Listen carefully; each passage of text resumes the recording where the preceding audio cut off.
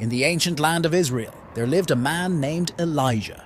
He lived in a time when it never rained and everything was dry. Rivers dried up, crops withered, and the earth cracked under the scorching sun.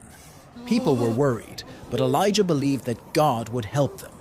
Elijah lived by a little brook called Cherith because God told him to go there and hide from King Ahab and his queen, Jezebel, who led the people to worship false gods.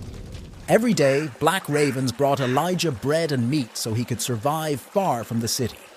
This was a special way God took care of Elijah. But soon the brook dried up too, so God sent Elijah to a town called Zarephath. There he met a widow who was running out of food. Elijah told her something amazing. If she shared her food with him, God would make sure her food didn't run out until it rained again. And that's exactly what happened. Her jar of flour and jug of oil never ran out. The widow had a son who got very sick. He stopped breathing and died. Elijah was very sad and prayed to God, and miraculously the boy started breathing again. The woman was so happy and knew that Elijah was truly close to God.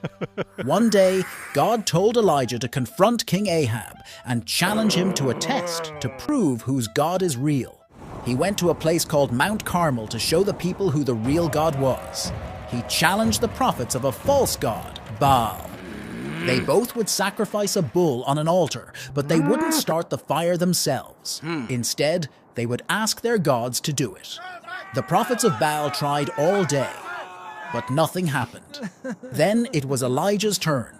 He repaired the altar of God that had been broken, placed his sacrifice upon it, and even poured water over it.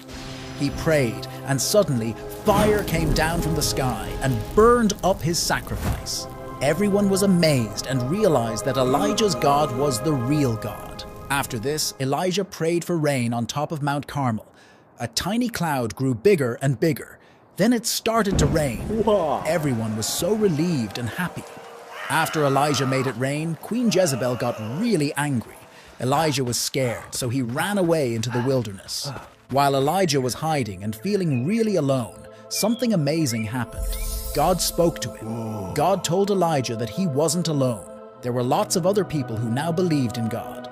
This made Elijah feel much better. God also told him about new things to do and about a man named Elisha who would help him and one day be his successor.